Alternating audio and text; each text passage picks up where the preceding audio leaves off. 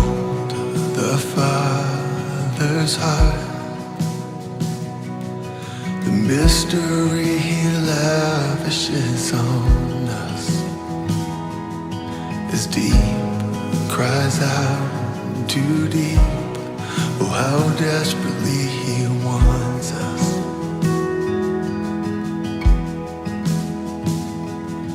The things of earth stand next to Him like a candle to the sun. Unfailing Father, what compares to His great love?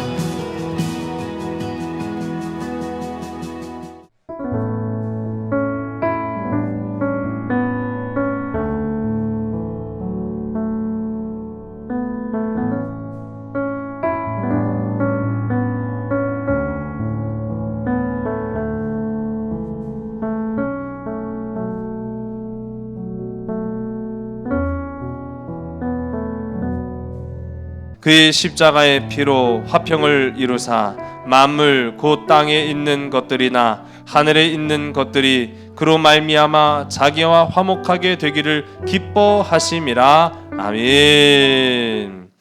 할렐루야. 다시 한번 오늘 이 눈구덩이 속에 그 미끄러운 빙판길 가운데 그래도 나는 말씀 의지하리라. 또 예배 처소에 나온 우리 성도님들 사랑하고 축복합니다. 또 피치 못할 사정 때문에 나오지 못했다 할지라도 우리 이제 영상으로 이제 예배를 사모할 우리 성도님들도 사랑하고요. 우리 가운데 이 위기와 어려움의 시기, 추위와 고달픔의 시기가 곧 지나고 봄날과 같은 기쁨의 삶이 시작되기를 간절히 소원합니다. 그게 우리의 삶이 되길 간절히 소원합니다. 우리 오늘 말씀 제목을 한번 따라볼까요? 승리의 상징, 빛나는 십자가. 그렇게 될 줄로 믿습니다.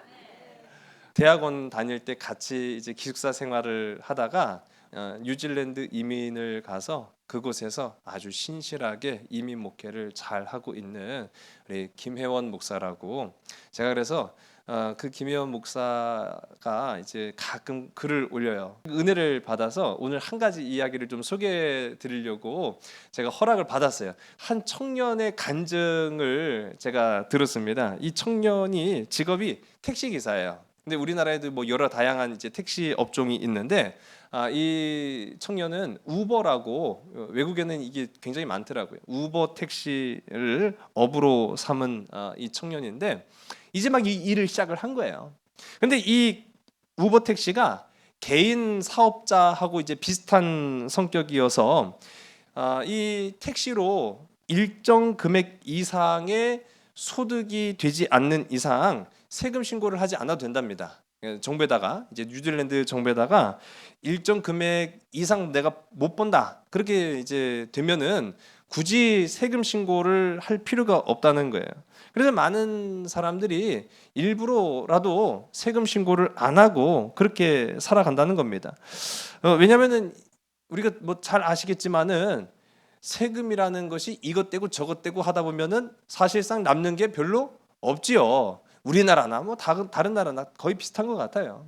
그래서 여기도 이게 굳이 또 세금 신고를 하게 되면은 뭐 세금 내고 남는 돈이 별로 없으니까 그냥 우리 일정 금액 이상 못 법니다. 그렇게 해서 이제 정부에다가 세금 신고를 안 하는 것 같아요. 근데 반대로 일정 금액 이상을 버는데도 세금 신고를 안 하는데 적발됐다. 그럼 이제 세금 폭탄을 맞게 되는 거죠. 이 청년이 이제 일을 막 시작했기 때문에 뭐 주변에 노하우들도 이제 막 들을 거 아니에요. 야, 뭐 그렇게 굳이 꼭 세금 신고까지 할 필요가 없어. 그 이것 떼고 저것 떼고 하면은 남는 게 없거든. 그러니까 이 청년도 그렇구나. 남들처럼 세금 신고하지 않고 이제 운전할 생각이었는데 운전대를 잡으니까 성령께서 강하게 감동을 주시는 거예요. 세금 내고 운전해라. 너 세금 내고 운전해라라는 성령님의 강력한 감동을 받으니까 그러면 이 청년이요 고민이 된 거예요. 어떻게 했을까요? 세금을 내기로 했답니다. 근데 이제 믿음의 청년이니까 세금만 내요? 이제 눈치가 딱 하고 오시죠. 세금 내고 11조 떼고 하니까 이게 뭐 진짜 그야말로 남는 게 없는 거예요. 그렇게 이제 정부에다가 세금을 냈는데 세금 낸 지 몇 주 되지 않아서 코로나가 딱 터진 거예요. 이 뉴질랜드 정부에서도 뭐 우리도 지금 뭐 고난의 시기를 거치고 있습니다만은 이 뉴질랜드 정부에서도 필수 시설 외에 모든 시설을 폐쇄시키고 음식점 또 관광 비즈니스 다 올 수도. 그러니까 이 사람이 이제 막 하기 시작했던 이 택시 일도 못 하게 된 거예요. 아니 이거 이럴 수가 있어요? 예? 아니 그럴 거면 차라리 세금 내라고 그냥 그 강력하게 성령께서 압박이나 하지 말든가. 예? 이제 막 시작했는데 세금 내고 11조 내고 코로나가 빵 하고 터진 거예요. 그런데 여기서 반전이 일어납니다. 우리나라하고는 조금 차이가 있다라고 생각하시면 될 것 같아요. 이 뉴질랜드 정부의 복지 정책에 따라서 오직 세금을 낸 사람에 한해서 매주 필요한 만큼의 지원금을 주는 거예요. 그러니까요, 통장에 들어오는 돈을 계수해 보니까 자기가 운전해서 번 돈보다 더 많은 돈이 매주 들어오더라는 거예요. 할렐루야. 여러분, 이 일을 당하는 당사자였다고 한다면 여러분 중간에 하나님 진짜 억울합니다. 너무합니다. 이럴 수 있어요? 세금 떼고 11조 내고 나 뜯기기만 하고 나 이제 빈털터리 되고 하나님 너무하신 거 아닙니까? 그럴 수 있는 그런 상황인데 하나님은요, 그 사람의 삶의 행위, 그 사람의 삶의 걸음을 기억하시는 하나님이신 줄로 믿으시기 바랍니다. 하나님은 그래서 살아계시며 우리의 필요를 반드시 채우신다는 거예요. 무엇으로? 믿음으로 인내하고 견뎌낸 자에게마다 하나님은 역사하시는 하나님이신 줄로 믿으신 여러분 되시기 바랍니다. 오늘 제가 이 말씀이 오늘 우리가 함께 나눠야 될 말씀과 이제 연결성이 있다라고 해서 제가 잠깐 소개를 해드린 거예요. 여러분 그동안 우리가 이제 로마 제국을 함께 나눴는데 여러분 잘 생각해 보세요. 250년 말이 쉬워서 250년이지 뭐 10년이면 강산이 변한다는데 250년이면 두 번 세 번이 뭐 말도 안 되죠.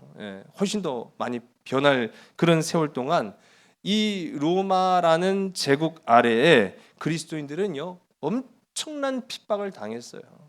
엄청난 고난의 세월을 보내야만 했습니다. 그러나 그 250년이라는 핍박의 세월 가운데 그 누구도 나라에 대해서 불평하거나 불만족을 갖거나 또는 반항하거나 어떠한 난을 일으킨다거나 그런 모습들을 우리가 발견하지 못했어요.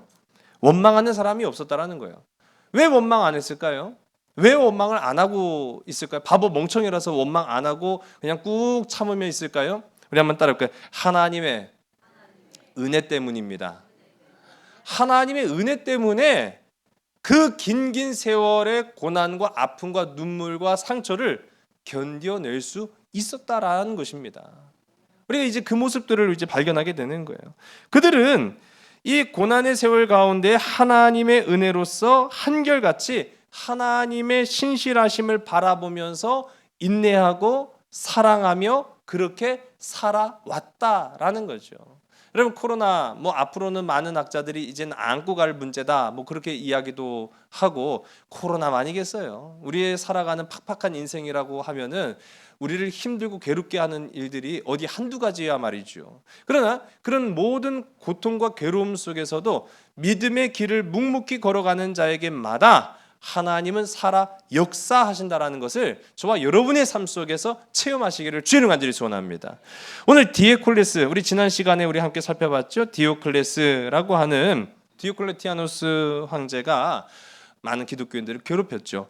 그럼에도 불구하고 로마를 잘 통치를 했다. 제가 이제 설명을 드렸습니다. 4명의 황제가 나라를 다스린다라고 해서 사두 정치 또는 사분 정치, 그러니까 4개로 분할했다는 거예요. 사분 통치를 했는데 20년이라는 재위 기간을 마치고 그래도 다행히도 암살되지 않고 스스로 물러났어요. 근데 이제 스스로 물러나면서부터 이 4분 통치, 4명이 통치하는 이 로마 제국에는 또다시 균열이 이제 생기기 시작했다라는 거예요.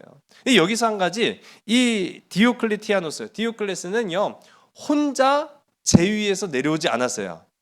이때 이 디오클레스가 내려오면서 자기 다음으로 강력한 권력을 가지고 있었던 2인자가 있습니다. 바로 그 사람이 우리 화면에 보시면 막시미아누스. 생긴 게 아주 굉장히 우락부락하게 생겼어요. 아무튼 이 막시미아누스 황제도 너 같이 내려와 이렇게 한 거예요. 그러니까 자기 혼자 내려가면 그만인데, 야, 나 그만뒀으니까 너도 이제 그만둬. 그래가지고 이 막시미아누스도 같이 끌어내렸단 말이에요. 이 이후에 디오클레스는 정치에 개입을 안 합니다. 개입할 수도 없는 상황이죠. 이 정신적 질환이 왔기 때문에. 그런데 이 막시미아누스는 디오클레스에 비해서 건강하기도 하고 나이도 아직 좀 젊고 미련이 좀 남은 거예요. 그러니까 은퇴는 했지만 여전히 이 막시미아누스는 배후에서 조종을 하는 그런 모습들을 이후에 좀 발견을 하게 되는데, 여하간에 이제 남은 권력자가 두 사람이에요. 가장 강력한 권력자가요 갈레리아누스라고 하는데, 우리 화면에 보시면 이 사람입니다. 동쪽을 통치를 합니다. 지난 시간에 말씀드렸죠. 로마는 서쪽에 있고요. 지금 이 각광받는 아주 새롭게 떠오르는 이 도시가 동쪽에 있어요. 그러다 보니까 이전부터 이 동쪽에 관심을 좀 많이 가졌어요. 그래서 이 갈레리아누스 황제는 동쪽 편을 다스렸고, 이 서쪽 편을 다스렸던 황제는 우리가 지난 시간 잠깐 언급했던 기독교인들을 박해 안 한 건 아닌데 그렇다고 해서 죽이진 않았던 이 콘스탄티누스 황제의 아버지가 되는 콘스탄티우스 이 황제가 이 서쪽을 통치를 합니다. 그리고 나머지 두 명의 황제는 누구냐 하면은 세베루스와 다이아 황제. 근데 제가 이 세베루스와 다이아 황제는 크게 비중 있게 다루지 않을 것이 뭐냐면은요, 이 세베루스와 다이아는 누구 꼬봉일까요? 이 갈레리아누스 꼬봉입니다. 갈레리아누스 이 술죽과 같은 일들을 하는 황제가 둘이고, 콘스탄티누스는 어떻게 보면 왕따예요. 명확한 이 권력의 대립 구도를 가지고 있습니다. 그러면서 이 갈레리아누스는 지금 누구를 경계를 할까요? 그렇죠. 콘스탄티누스 황제의 아버지인 콘스탄티우스, 이 콘스탄티우스를 경계를 합니다. 황제의 아들이지만 세습이 안 돼요. 그러다 보니까 이 콘스탄티우스 황제의 아들이었던 콘스탄티누스는 아직 황제는 안 된 거예요. 황제는 안 됐지만 이 조짐이 보이는 거죠. 소위 말하는 싹이 보이는 거예요. 야, 저놈이 나중에 크면은 좀 위협적인 인물 또는 좀 큰 인물이 되겠는데 라고 하니까, 그걸 누가 먼저 알아봤냐 하면 갈레이우스가 먼저 알아봐요. 이 갈레이우스가 그래서 이 콘스탄티우스의 아들인 콘스탄티누스를 자기 밑으로 데리고 와요. 한마디로 말하면 볼모 삼은 거예요. 아버지와 아들이 힘을 합치면 강력하게 나를 대항할 것 같으니까 갈라놓은 거예요. 그래서 이 콘스탄티누스를 자기의 부하로 삼습니다. 그때 이 아버지도요, 자기 아들이 자기 밑에서 정치도 배우고 나중에 또 기회가 되면은 통치자도 되고 그러면 좋잖아요. 근데 볼모로 잡혀 있단 말이에요. 볼모로 잡혀 있어서 어떻게 될지 모를 그런 상황에 빠져 있으니까 좀 어떻게 데리고 와야 될 텐데, 근데 데리고 올 만한 정치적 방법이 사실 별로 없어요. 이게 정치라는 게 굉장히 미묘한 겁니다. 말 한마디에도요 상당히 그 상반된 결과가 나타날 수 있기 때문에 말 한마디도 굉장히 조심스럽게 하는 것이 사실 맞거든요.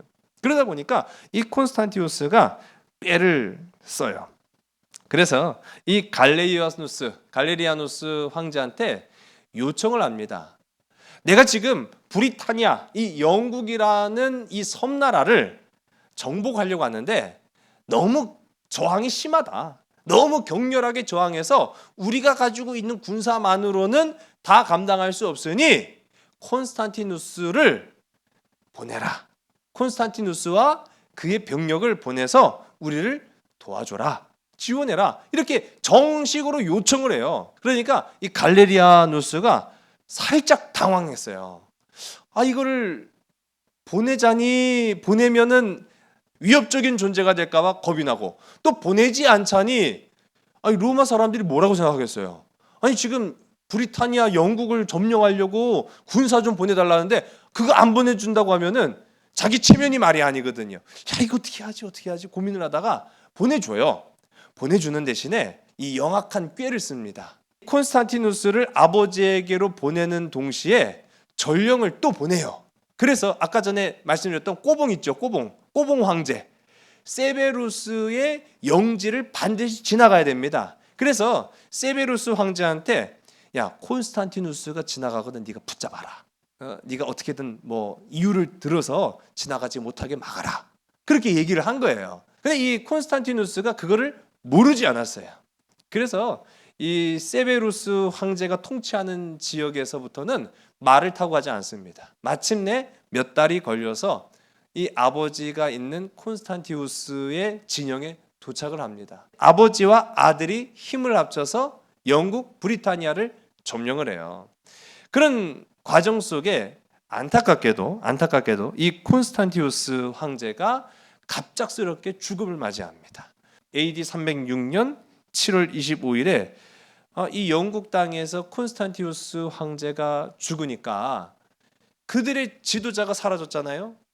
그 따르던 군인들이 누구를 새로운 황제로 추대했겠습니까? 그렇죠. 당연히 그 아들 콘스탄티누스를 황제로 추대를 합니다.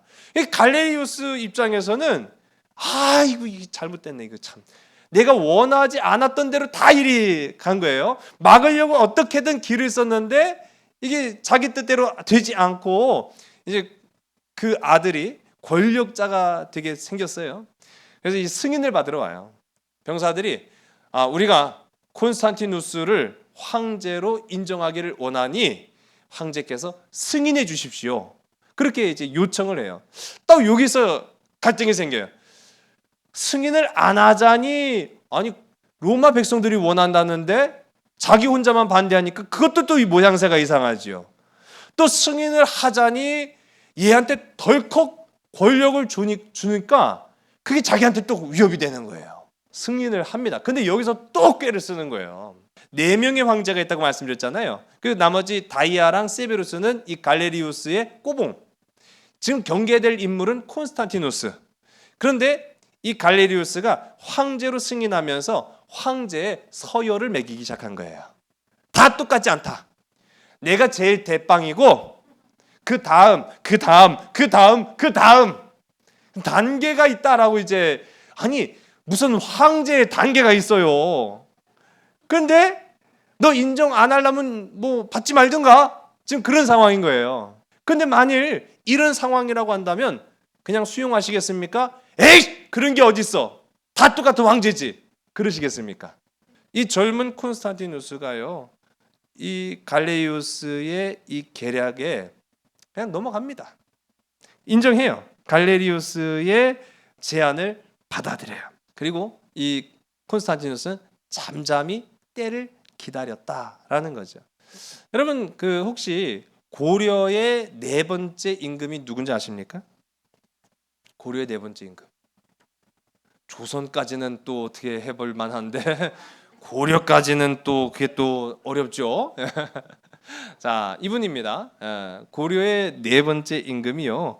광종이에요. 광종. 임금이 되었습니다. 그런데 문제는 뭐냐면 말이 좋아 임금이지 왕의 권세가 하나도 없었어요. 왕은 그저 세워놓은 허수아비일 뿐이지 지방 호족이라고 불려지는 귀족들의 힘이 더 강력했어요. 그러니 때는 956년 이 광종이 왕위에 오른 지 7년이나 지났지만 왕이 한 일이 하나도 없었어요. 여러분 많이 생각해 보세요. 왕이 된 지 7년이나 되면은 우리가 소위 대통령 5년을 해도 뭔가 업적을 남게 될 거 아니에요. 근데 왕이 된 지 7년인데 한 게 하나도 없다니까요. 백성들이 어떻게 생각할 것이며 신하들은 왕을 어떻게 생각하겠습니까? 저 무능한 왕. 에이그 저기 말만 왕이지 뭐 그렇게 여기지 않았겠어요? 근데 사실 앞서도 말씀드린 것처럼 하고 싶어도 못해요. 이 지방 호족들, 귀족들의 권세가 너무 강력하다 보니까 뭐 하나를 하려고 해도 다 눈치를 봐가면서 해야 되니 할 수도 없는 그런 입장이 되고 만 겁니다. 그러니 정말로 아무것도 안 합니다. 호구로 보인 거예요. 예, 지방 호족들이 볼 때는 이게 얼마나 그냥 쓸데없는 그런 사람처럼 비춰졌겠습니까? 그냥 허수아비 임금이었죠. 그렇게 7년이 흐른 596년에 이 광종이요, 신하들 앞에 놀라운 선언을 해요. 자, 지금부터 억울하게 호족의 노비가 된 자들을 다 풀어주어라. 이게 엄청난 일입니다. 왜냐하면 지방 호족들, 귀족들이 그 강력한 권세를 가질 수 있었던 까닭은 군대, 사병이 있었기 때문이거든요. 자기 사조직이 있었단 말이에요. 근데 그 사병, 그 사조직의 대부분이 불법적으로 끌고 온 노비들이었어요. 근데 그 노비들을 다 계수를 해가지고 얘는 합법적으로 된 노비가 아니야, 불법적으로 데리고 왔거나 아니면 뭐 근거도 없거나 문서도 없거나 그런 노비들을 다 풀어줘라. 이 노비 안건법을 시행을 합니다. 깜짝 놀라는 거죠. 지금까지 7년 동안 아무것도 안 했던, 한마디로 말하면 식물인간 임금이 갑자기 개혁적인 정책을 펼치는 거예요. 호족들이 가만히 있을 수가 없죠. 아, 그것은 좀 아니 되는데 라고 하니까, 아, 이건 내가 만든 법이 아니야. 사실 우리 선왕들이 이미 시행을 했던 거야. 알잖아. 반박할 수가 없는 거예요. 자기가 만든 게 아니거든요. 이미 선왕들이 그런 정책을 시행을 했었던 거예요. 그러니까 거기에 따를 수밖에 없었어요. 호족들의 힘이 약화가 됩니다. 그로부터 2년이 지난 958년에 또 이 신하들 앞에 이 광종이요, 뜻하지 않은, 예상치도 않았던 정책을 또 하나 펼쳐요. 자, 지금부터 시험을 통해 실력과 능력을 갖춘 인재를 관리로 선발하겠다. 그동안에는 어떤 사람들이 관리를 했을까요? 그냥 지방 호족들이 다 관리를 한 거예요. 그 호족의 자식, 그 자식들의 자식들이 그냥 알아서 다 지방 관리 다 헤쳐먹은 거예요, 한마디로 말하면. 그러니까 능력도 없죠. 욕심만 많지요. 그냥 부정부패가 만연할 수밖에 없는 이런 상황에서 이 광종이, 야, 지금부터 시험 쳐갖고 인재를 뽑는다. 과거 제도를 시행을 합니다. 조선시대 우리가 과거제가 있었다는 걸 아시죠? 근데 이건 사실은 과거제가 이제 중국에서부터 넘어오긴 한 겁니다만은 이게 고려시대부터 있었다라는 거, 우리나라에서는 고려시대부터 시행이 됐다라는 거죠. 바로 이 광종 때부터 시행이 됩니다. 그렇게 되니까 호족들이, 지방 이제 권세를 가지고 있었던 귀족들이죠, 그제서야 광종의 속내를 알게 된 거예요. 야, 이놈이 바보 멍청인 줄 알았더니 7년 동안 아무것도 안 하는, 그래서 그야말로 그냥 밥이나 축내고 자리만 차지하고 있었던 그런 바보 임금인 줄 알았더니, 아, 우리를 쳐내려고 하는구나. 그래서 여기서 이제는 더 이상 미적지근하게 있을 수가 없는 거예요. 그래서 호족들이요, 세력을 규합을 해서 반란을 일으키려고 해요. 그러니까 이 광종이 씩 웃으면서, 그럼 그렇지, 내가 그걸 기다렸어. 9년을 기다린 거예요. 그래서 그때부터 이 광종이 대대적으로 호족들을 다 숙청하기 시작합니다. 어떤 사람은 견뎌냅니다. 그런데 어떤 사람은 견뎌내지 못합니다. 견뎌낸 결과와 견뎌내지 못한 결과는 역사를 보면 알 수 있구나. 콘스탄티누스가 군인들이 추대해서 왕이 되긴 됐어요. 그런데 자기를 등급을 매겨갖고 꼴찌 황제라는 거예요. 이거 얼마나 자존심 상하는 일이에요. 그렇게 자존심 상하는 일을 당했지만 참았어요. 만일 콘스탄티누스가 이때 화를 참지 못했다라고 한다면 아마 아까 말씀 이 광종의 사례처럼 갈레리우스한테 빌미를 제공해서 아마 살아남지 못했을지도 모릅니다. 그런데 인내하면서 때를 기다렸던 거예요. 자, 그런데 반대로 화를 참지 못한 사람이 있었어요. 아까 전에 제가 디오클레스랑 같이 너 내려와, 너도 내려와, 나도 그만둘 테니까 너도 내려와 하고 이야기했던 이 막시미아누스가 아들이 있었어요. 그 아들이 막센티우스라는 아들이 있었습니다. 이름이 막가요 그냥. 예. 이 막가는 이 막센티우스가 아니 자기 아버지랑 같이 황제했던 콘스탄티우스의 아들은 지금 황제 됐는데 나는 황제 못 된 거예요. 그러니까 아들한테 야 너도 화나지 나도 화난다. 야 이거 못 참겠다. 야 네가 참으면 바보 되는 거야 임마. 참지 말고 너도 좀 뭔가 보여줘. 아버지 제가 뭐 못하는 줄 알아요? 제가 보여드릴게요. 딱 해가지고 이 막센티우스가요 군사들을 일으켜요. 그래서 군사들을 일으켜서 아까 갈레리우스의 꼬봉 역할을 했던 이 세베루스를 죽여버립니다. 다시 로마에 피바람이 불기 시작하는 거예요. 이 피바람이 불면서 황제를 어떻게 보면은 암살한 거잖아요. 황제를 처형한 이 막센티우스가 로마의 적, 국가의 적이 되어야 마땅하는데 문제는 이 세력이 막강했다는 거예요. 이 무시 못할 이 세력을 가지고 있으니까요. 보병만 17만 명, 기병은 18,000명.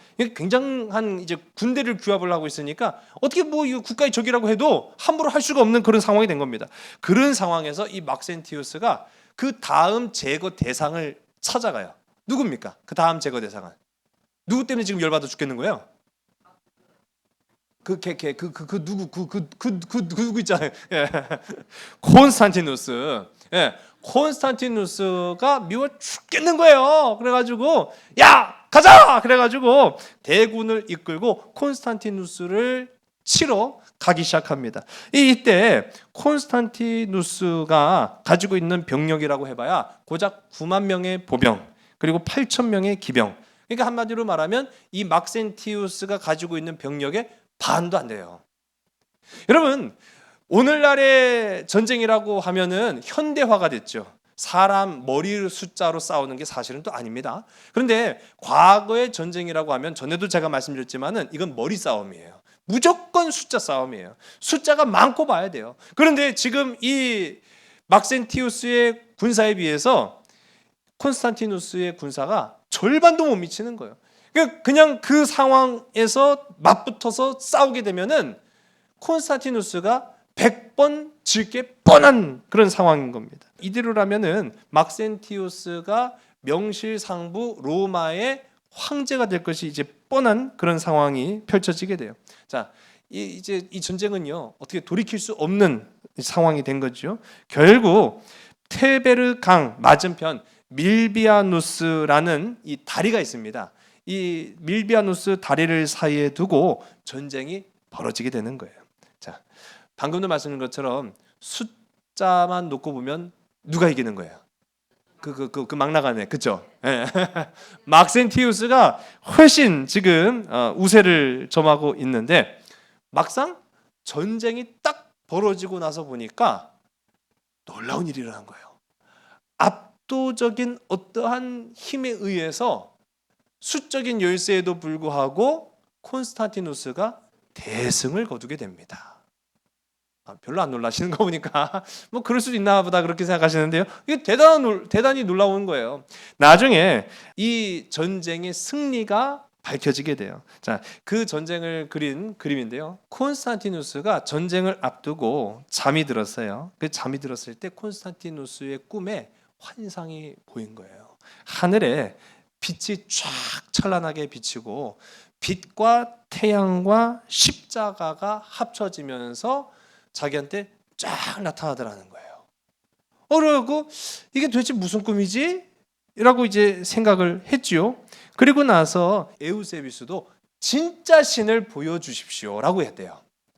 진짜 참 신이라고 한다면 지금 우리가 불가피한 전쟁에 놓였고 이 불가피한 전쟁을 반드시 이기게 됐는데 문제는 뭐냐? 너무나 이 열세라는 거예요. 그래서 이 전쟁에 이길 수 있도록 우리에게 참 신이 되신 분께서 나타나 주십시오 라고 했더니 이 에비세우스의 기도 가운데에서도 환상이 나타나는데 하늘에서 십자가의 형상이 딱 나타난 거예요. 십자가의 형상이 나타나면서 이 에비세우스한테는 음성도 같이 들렸대요. 어떤 음성이었냐면 이 표적으로 승리를 얻으리라. 그 표적이 무엇입니까? 십자가예요. 자, 근데 이제 화면에 보시면 한 군사가 깃발을 딱 높이 들고 있는데 그 깃발 끝에 뭔가 써 있죠. 키로 십자가라고 부르는 거예요. 키로 십자가. 이것을 모든 병사들의 방패 그리고 깃발에 그려놓고 전쟁에 임했던 거예요. 하나님이 그들에게 승리를 보장해 주셨는 줄로 믿으시기 바랍니다.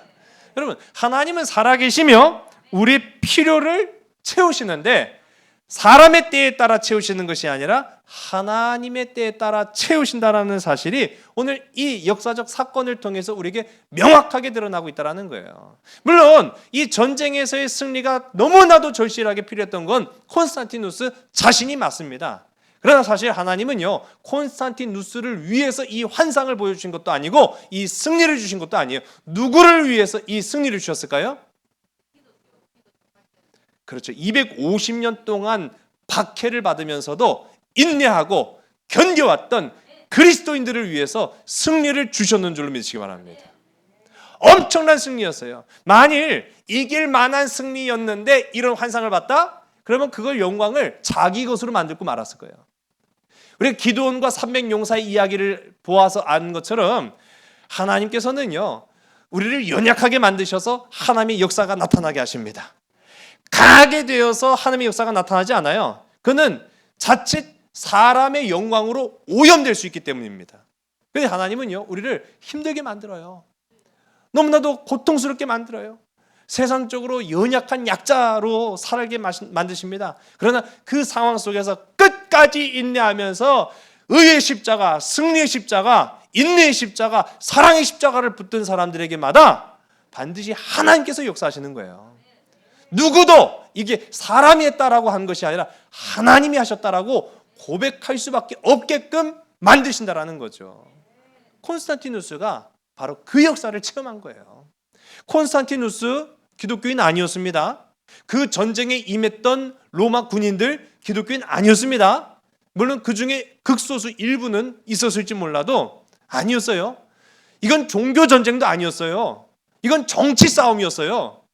그런데 하나님이 그들의 그 정치 싸움을, 그들의 그 밥그릇 싸움을 종교 전쟁으로 변화시키시고 마침내는 사람의 승리가 아닌 하나님의 승리로 변화시키셨다라는 거예요.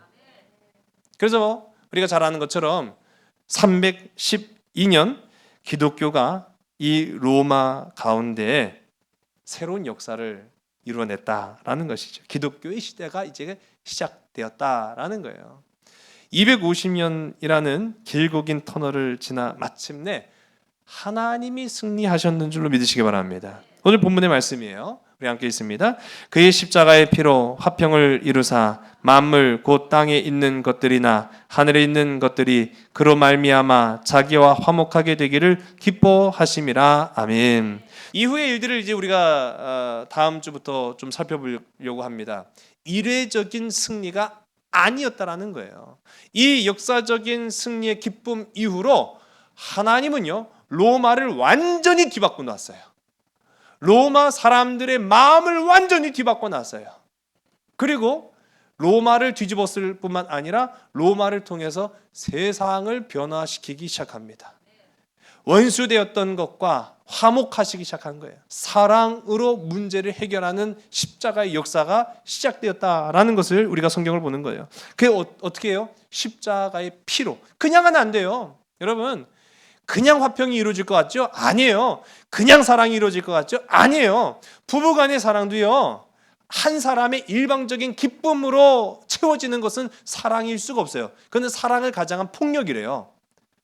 부부간에도 희노애락이 있잖아요. 그런데 그런 희노애락을 같이 겪어 나아갈 때, 그리고 서로를 위로해주고 배려해주고 이해해주고 또 때로는 내 자신을 내어주고 할 때 그 사랑은 견고해지며 아름다워지는 거 아니겠습니까? 하나님이 이 땅 가운데 우리를 구원하신 사랑의 역사도 공짜로 이루어지지 않았다라는 걸 우리가 알잖아요. 십자가의 피로 이루어졌어요. 십자가의 피로 역사가 이루어졌다는 것을 골로새서 1장 20절 오늘 우리가 함께 읽은 본문의 말씀이 이야기하고 있어요. 자, 우리는요, 우리 재작년부터 코로나부터 시작해서 우리를 괴롭히고 어렵게 만드는 길고 긴 터널 가운데 지금도 우리가 살아가고 있습니다. 과연 언제 해결될까? 라는 그런 생각도 하고, 또는 한 개인으로 나의 때는 과연 언제 올까? 라는 그런 생각도 해보게 돼요. 여러분, 분명 한 가지 사실은 오늘 제가 몇 가지 사례를 들어서 말씀드렸습니다만은 사람의 판단과 생각에 머무르면 그 결과는 반드시 실망으로밖에 이어지지 않습니다. 초기 교회 그리스도인들에게 십자가는요, 실망이었어요. 예수님 믿어갖고 손해봤고요, 예수님 믿어서 잃을 게 너무 많았어요. 예수님 믿어서 숨어 지내야 했고요, 예수님 믿어서 피해봤어요. 그러나 그들이 그리스도의 은혜 안에서 살고 인내하고 연단하면서 마침내 그들의 삶을 아름답게 변화시켜 주셨는 줄로 믿으시기 바랍니다. 하나님의 때에 내 삶을 맡기면 하나님께서 반드시 역전시키시더라라는 거죠. 역전의 하나님이십니다. 저는 올 2022년 한 해에 하나님의 역전을 기대해요. 근데 사람의 역전은요, 결코 영원하지 않아요. 하나님의 역전은요, 영원한 기쁨을 우리에게 허락하신다. 그것이 바로 십자가의 승리다라는 사실이죠. 오늘도 십자가를 바라보시며 십자가를 짊어지고 십자가에 나를 못 박을 때에 확실한 승리가 보장됩니다. 영원한 승리가 주어집니다. 이 한 해를 살아가면서 영원한 십자가, 영원한 십자가의 사랑으로 견디며 인내하시고 하나님의 때를 구하는 복된 저와 여러분 우리 모두가 되기를 주의 이름 간절히 소원합니다. 기도하시겠습니다. 아버지 하나님, 세상에 공짜로 이루어지는 것이 단 하나도 없음을 우리가 압니다. 그러나 예수 믿은 것에 대해서만큼은 우리가 때로는 오해하고 착각할 때가 참 많음을 주님 용서하여 주시옵소서. 이제 우리로 십자가의 피가 우리에게 참된 화평을 주셨고, 십자가의 희생이 우리에게 참된 소망을 주셨고, 십자가의 헌신으로 말미암아 우리가 이 세상 가운데 아름다운 화목을 이루었음을 고백합니다. 아버지 하나님, 우리의 서 있는 삶의 초소, 일터, 삶의 모든 순간순간마다 십자가의 아름다운 승리가 있게 하여 주시옵소서. 끝까지 인내하며 말씀 안에 사랑하며 주님의 주신 성령 안에 기뻐하는 믿음의 백성, 하나님의 지체들 되게 인도하여 주시옵소서. 모든 것을 주께 온전히 의탁하오며 사랑 많으신 예수 그리스도의 이름으로 감사하며 간절히 기도드렸사옵나이다. 아멘.